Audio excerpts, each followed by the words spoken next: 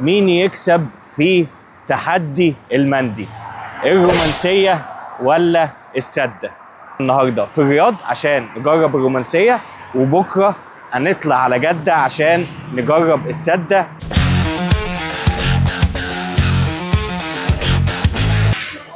مندي، ملوخية، سلطة، طحينة ودقوس.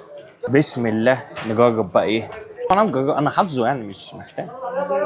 بص المندي بقى ايه، بتدوب اللحمه في الطحينه كده. عايز اقول لك بص انت بتشد اصلا عامل ازاي.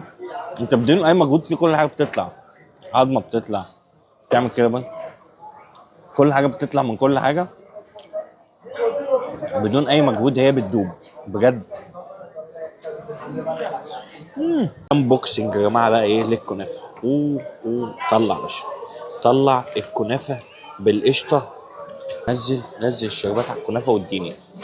يا نهار ابيض، عياط من كتر السعاده والله العظيم، اغسلك من جوه.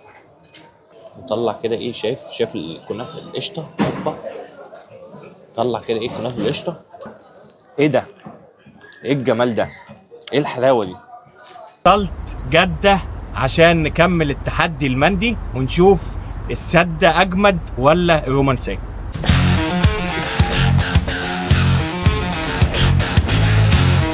معانا بقى ايه في تجربه السده.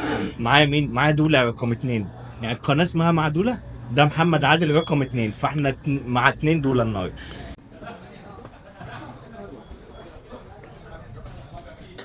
مندي، بصل، دقوس، طحينه، شوربه، وسلطه خضراء.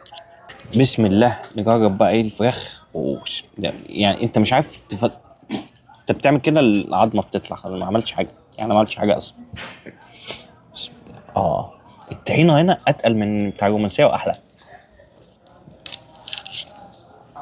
انا دي يعني من ساعه ما جيت جده كنت في السده، وانا بقيت اعشق المندي. انا ما عنديش اسبوع يعني لازم اكل منه. بص الفرخه مندي، يا لهوي، في الطحينه كده، بص يا لهوي. السده كسب التحدي. احنا بنعتذر للناس في رومانسيه، جميل وكل حاجه، بس احنا نفضل السده. يا نهار ابيض يا جماعه.